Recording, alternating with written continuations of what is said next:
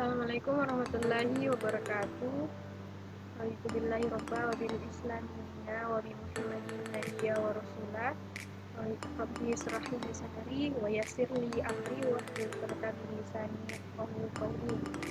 Alhamdulillahirabbil alamin. Segala puji bagi Allah yang telah memberikan kita nikmat kesehatan, baik juga nikmat kesempatan berbagi masing-masing.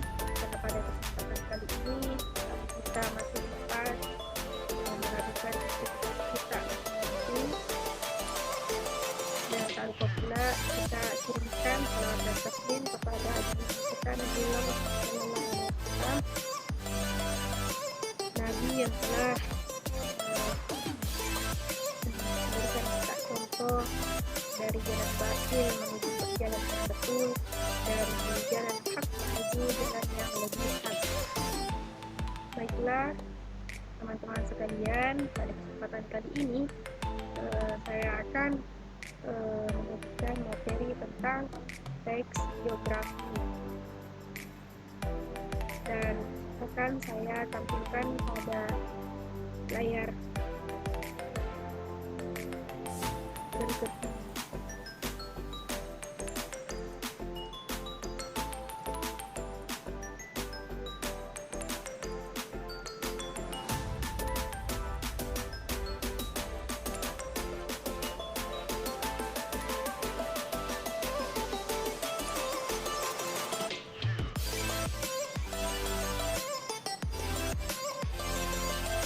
Teks geografi. Pengertian teks geografi. Teks geografi adalah riwayat seseorang yang ditulis oleh orang lain. Dalam teks geografi ini disajikan sejarah hidup, pengalaman-pengalaman, bahkan kisah sukses seorang tokoh yang akan diulas. Sedangkan riwayat yang ditulis oleh diri sendiri disebut autobiografi. Dan di dalam biografi juga terdapat autobiografi, yaitu biografi yang ditulis oleh diri sendiri. Nah, apa saja ciri-ciri teks biografi? Yang pertama adalah biografi mempunyai struktur baku dalam pembuatannya, yaitu orientasi, kejadian penting, dan reorientasi. Dan yang kedua, gaya penulisan biografi dibuat dalam bentuk narasi.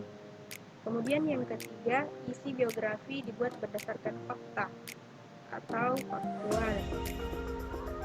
Kemudian yang keempat, terdapat kisah yang menarik dan menginspirasi dalam kehidupan tokoh biografi.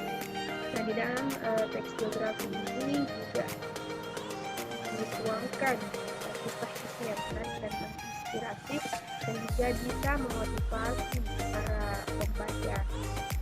Kemudian yang kelima, biografi juga berisi kondisi-kondisi yang bisa memotivasi seseorang.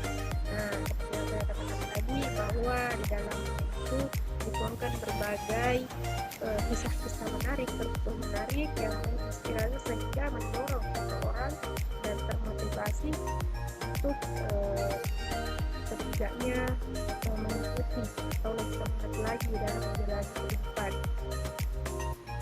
Nah, selanjutnya struktur teks biografi.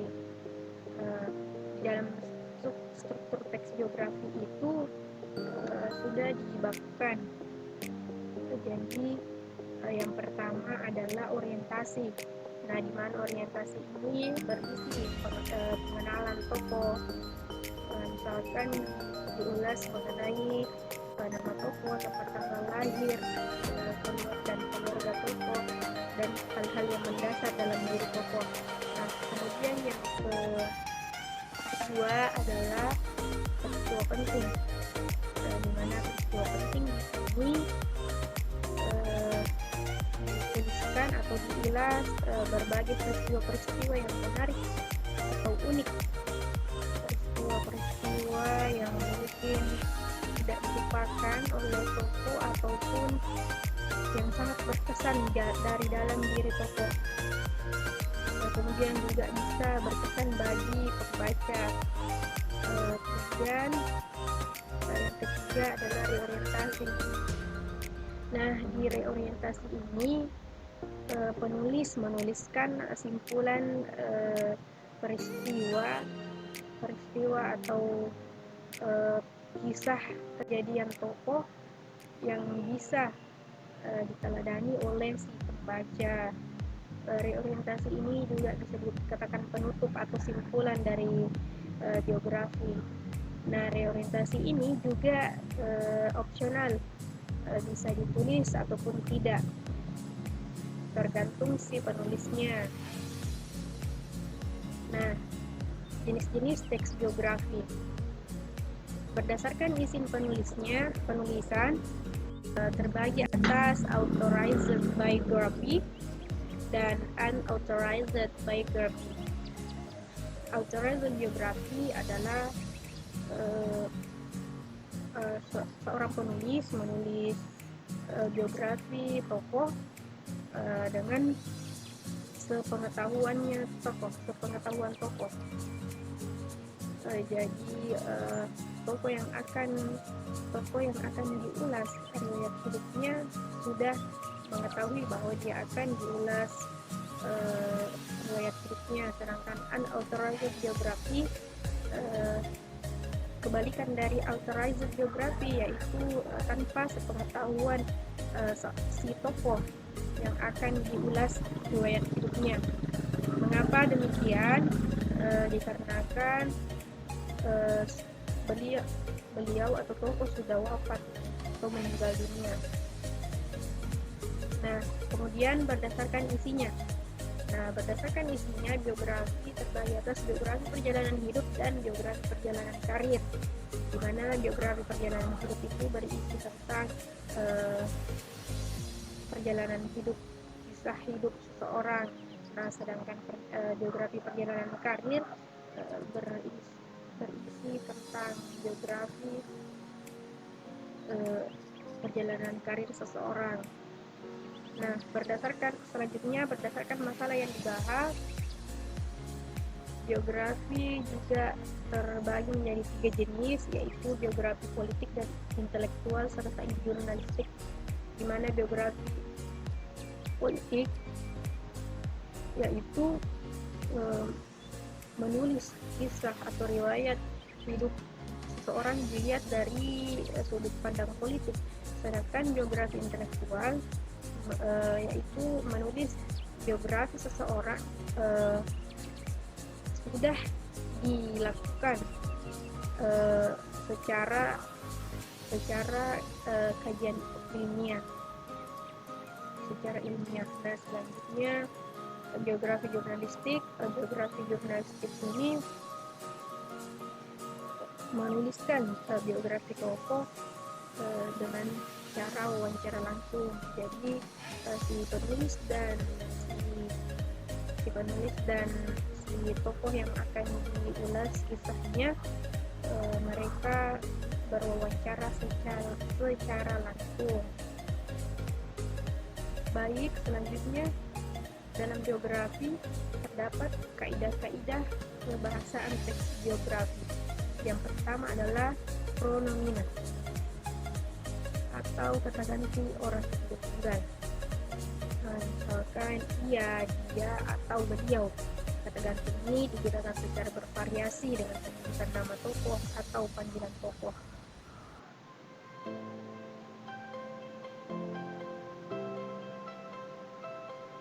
Nah, selanjutnya kata kerja. Di dalam teks biografi juga menggunakan kata kerja. Kata kerja ini untuk menjelaskan tindakan atau peristiwa-peristiwa atau perbuatan fisik yang dilakukan tokoh, misalnya belajar, membaca, berjalan, atau melempar dan sebagainya. Nah, selanjutnya kata ejektiva.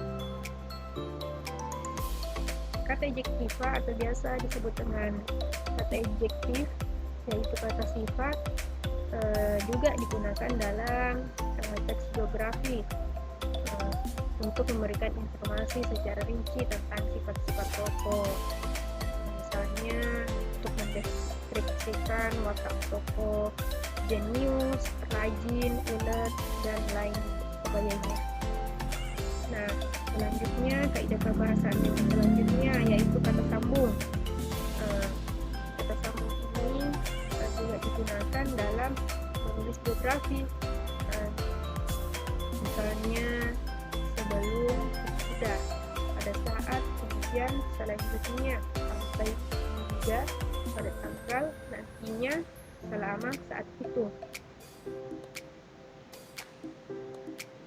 Kata sambung ini berkenaan dengan urutan waktu. Nah, berikut contoh teks biografi. Contoh orientasinya. B.J. Habibie merupakan Presiden Republik Indonesia ketiga yang lahir di Parepare, Sulawesi Selatan pada tanggal 25 Juni 1936. Ia merupakan putra keempat dari 8 bersaudara pasangan suami istri Bugis Jawa, yaitu Alwi Abdul Jalil Habibie dan R.A. Tuti Marini Puspawardojo. Pernikahannya dengan Hasri Ainun Habibie yang kemudian dikaruniai oleh 2 orang anak, yaitu Ilham Akbar Habibie dan Arif Kemal Habibie. Nah, inilah contoh orientasi berisi tentang nama tokoh, di mana dia tinggal, di mana dia lahir, kemudian siapa saja keluarga beliau. Nah, selanjutnya peristiwa penting. Setelah menamatkan SMA-nya, dia melanjutkan studinya di Universitas Indonesia Bandung, sekarang ITB, Institut Teknologi Bandung. Kemudian setelah lulus, Habibie terbang ke Jerman untuk belajar di Technische Hochschule Jerman. Gelar diploma diraih Habibie pada tahun 1960, kemudian menyusul gelar doktor di tempat yang sama pada tahun 1965. Habibie merupakan tokoh yang jenius, penuh kontroversi, namun dikagumi. Bagaimana tidak? Beliau hanya membutuhkan waktu 1 tahun untuk menyelesaikan kuliahnya di Universitas Indonesia. Sementara itu, ia membutuhkan waktu 10 tahun hingga meraih gelar doktor dengan predikat summa cum laude. Setamat kuliah, ia bekerja di perusahaan pesawat terbang terkemuka di Jerman, yaitu MMB GmbH. Semasa mendedikasikan hidupnya di industri pesawat terbang, dirinya pernah memperoleh penghargaan bergengsi, yaitu Theodor van Karman Awards. Melihat sepak terjangnya, Soeharto pun memanggilnya pulang ke Indonesia. Nah, inilah peristiwa penting. Contoh dari peristiwa penting, di mana ini berisikan peristiwa-peristiwa yang bisa dikatakan mengagumkan. Tidak semua orang bisa melakukan, hanya orang-orang tertentu yang dapat melakukan. Nah, baik, selanjutnya reorientasinya. Sekali lagi, reorientasi ini bersifat opsional, bisa diadakan, bisa ditiadakan. Nah, langsung saja kita lihat reorientasinya. Dengan prestasi yang sangat banyak tersebut, pantaslah jika B.J. Habibie menjadi salah satu orang kebanggaan Indonesia. Sudah sepatutnya generasi sekarang mencontoh semangat dan kerja keras B.J. Habibie agar Indonesia mampu bersaing di zaman global seperti ini. Nah, reorientasi ini berisi tentang kesimpulan penulis tentang B.J. Habibie yang mungkin bisa dicontoh kisahnya.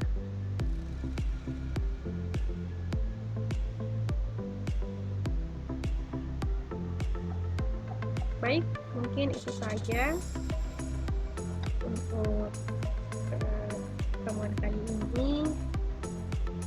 Semoga bermanfaat untuk kita semua.